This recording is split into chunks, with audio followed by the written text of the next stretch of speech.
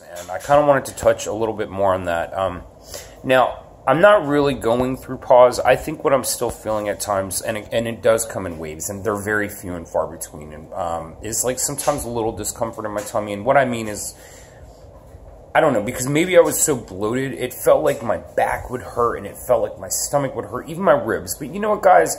We've been stuffing drugs in our bodies for a really long time. And you know what? The chemicals build up. They build up, they build up, they build up. They build up in your bone marrow, which has to come out through your bones. I mean, guys, I did, personally, a lot of damage, okay? And when I do something, I do it all the way. And when I did drugs, I did them all the way. Couldn't tell me no. I mean, I would literally snort about 300 to 400 milligrams of oxycodone a day. I would sit there and like think of ways that I could make my OxyContin be a little less time release and more instant release. You know, I was one of those. I would sit on the internet and I would actually read all of this information about how I could potentiate these drugs. I even went as far as shoving them up my ass a few times. I've shot them up. Look, I'm not talking about this because, you know, it's comfortable. I'm talking about it because it's what I did in my addiction. Now, the first time I went through withdrawals, well, I don't want to say the first time, but the time that I came off them for a year, which was roughly about 2 years ago. When I came off them, it's hard for me to say what actually caused it, or I'm sure all three things caused it, but I was taking Ativan also for the entire year. In fact, there were some days I was taking upwards in the neighborhood of 3 milligrams of Ativan. Now, I didn't realize I was addicted to the Ativan, but I clearly was addicted. So anyway, I ended up going through withdrawal from the Ativan September, and then I ended up that October going through the Oxy withdrawal. And I was so uncomfortable and I was so sick that I started taking Loperamide in humongous doses, and I got addicted to that. I'm not really sure how Loperamide's related to opiates, but I do know that it is an opiate that does not cross the blood-brain barrier, which blows my mind that they would not put on the box that this is an addictive substance, because in reality, it's very addictive. In fact, it's more, I would venture to say, addictive than the Oxy. I suffered, guys. I mean, I suffered. But anyway, the ensuing 8 months to a year, I did my research, but yeah, this is when I really learned all about pause. I mean, I was a mess. Guys, the first time I tried coming off this shit, I was a train wreck. I mean, that doesn't even adequately describe what I was. I was useless. I couldn't get off the couch. I mean, I was in acute withdrawals, and I mean acute, painful withdrawals for 30 days.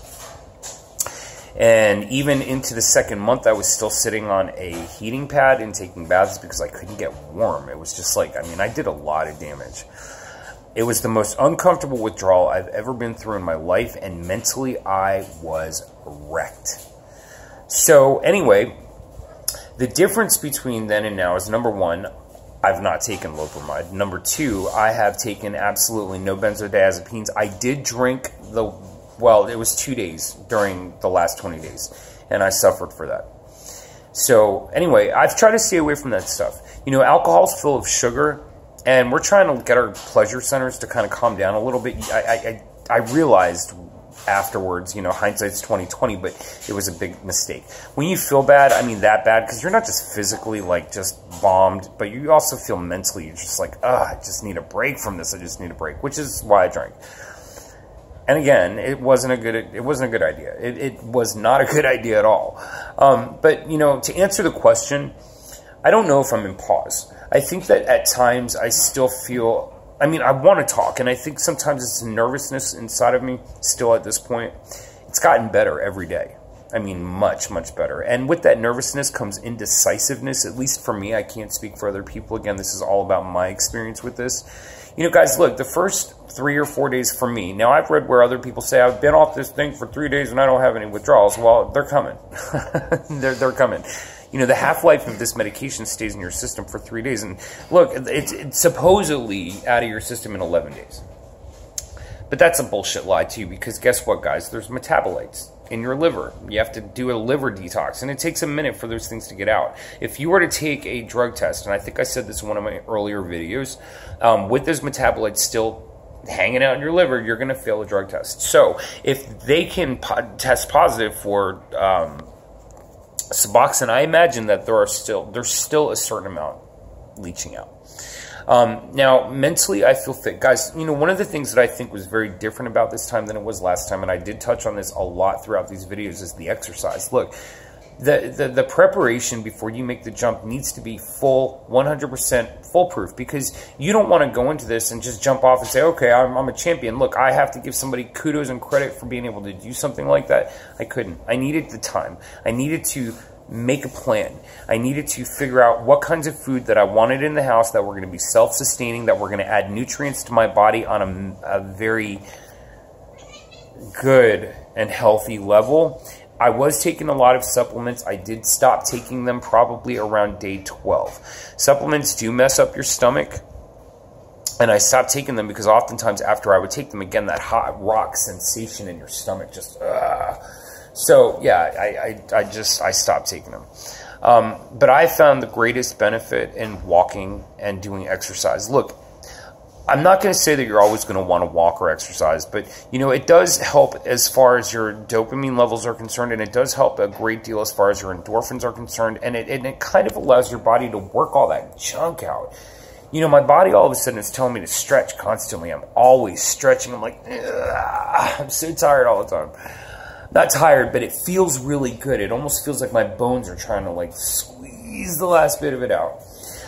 I think that went a long ways into preventing me from maybe going through some of the pause. You know, I worked my ass off to lose 30 pounds before I went through this. You know, again, all of it was into the preparation. I needed to know what was going to help ease some of the symptoms, what was going to make things comfortable. You know, I wanted to make sure that my house was clean, because God knows at the end of that, you know, what, 15 days or 10 days, it's going to be a train wreck. It's going to look like somebody came into your house and completely ransacked it. Guys, I had not one dish left in my cabinet. I'm not proud of that. I was so beat up a few days, and so like I had all this energy, I just didn't know what to do with it, and I just could not manage to process stuff. That's why some days, you know, I'll make videos 2 and 3 times a day, and it's because my brain is in a really good place, and then other days, you know, I just got to give my body a break to just relax. And when it tells me I'm shutting down, when it tells me I need to rest, I need to listen to it. But today's been an awesome day. Yesterday was a really good day.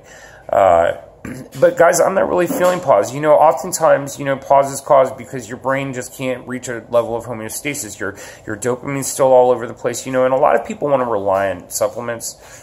You know, I'm not going to say that supplements don't have their place, but, you know, there's nothing, look, we are organic beings. We are machines. We are designed to get up, and we're designed to move around, and we're designed to, you know, get all these chemicals moving in our bodies naturally. You know, again, one of the reasons that I wouldn't suggest going crazy in the very beginning, your body's really worn out. I mean, I walked like a mile the 4th day, I think, or the 5th day. And maybe like 2 miles the 6th day. But I mean, you know, every now and again, it was just, I don't know. It was just too much. You don't want to be around people. I didn't want to be around people. I didn't. But no, I think that there are ways that we can prevent the pause for ourselves, you know. And again, my taper was very quick. I mean, I went in 1 month from 8 milligrams, well, actually, yeah, it was 8 milligrams down to 3 milligrams, down to 2 milligrams, down to 1 milligram, and then basically, I think I was at 0.5 for 2 days and then jump. That was it. I didn't have a choice. Look, I only had X amount of strips left. We did the math. We figured out how long we could manage, or I could manage with what was left. We were in the process of moving, which really sucked, especially when I dropped it from 8 milligrams down to 3. And again, I wanted to make sure that we were moved into the house, that I had everything put away, that all of my clothes were hung up, that everything was clean and spotless the way that I, according to my standards, and I'm a clean freak.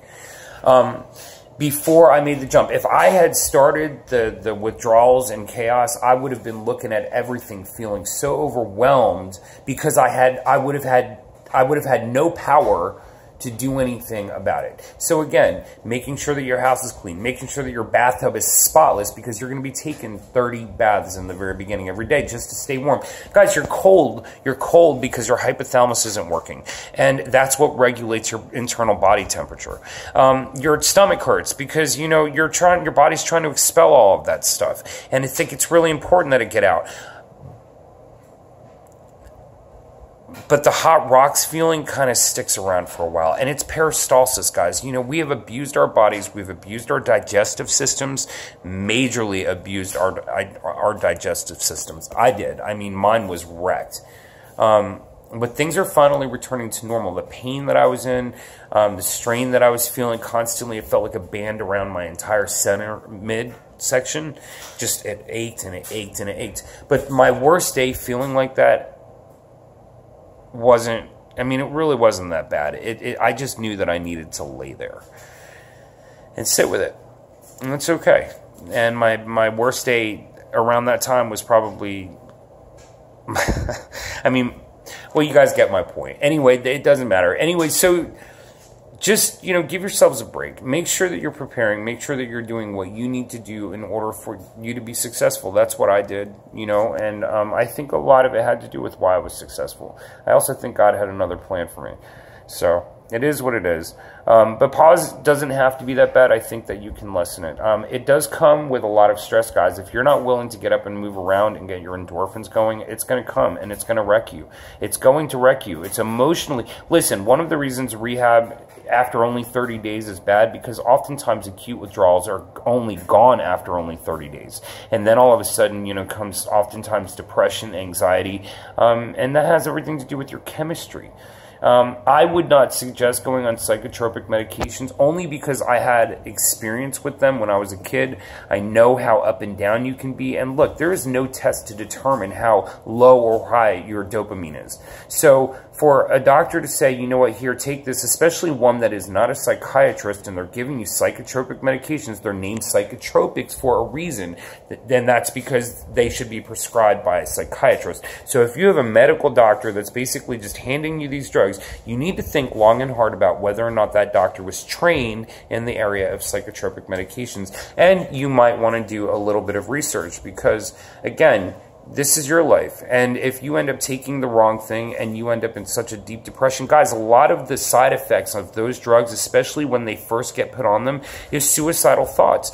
Why am I going to want to take a drug that's going to make me feel suicidal when I'm going through withdrawals, I already feel suicidal? I just don't want to take a chance. Look, I can't speak for what other people do. All I can say is that natural, everything that I've done was natural. Look, guys, smoking weed, really, we're going to go to a doctor and get a drug that is a chemical, and I'm going to be chastised by people because, what, I'm smoking pot, which is natural? I'm sorry, I would rather take pot any day over a chemical. Just saying, I'm an organic being, and I'm sorry, I'd rather take something natural and put that in my body. You know, I plan on quitting all of it, including the cigarettes. Anyway, you guys have a good day. That's all I got, my rant.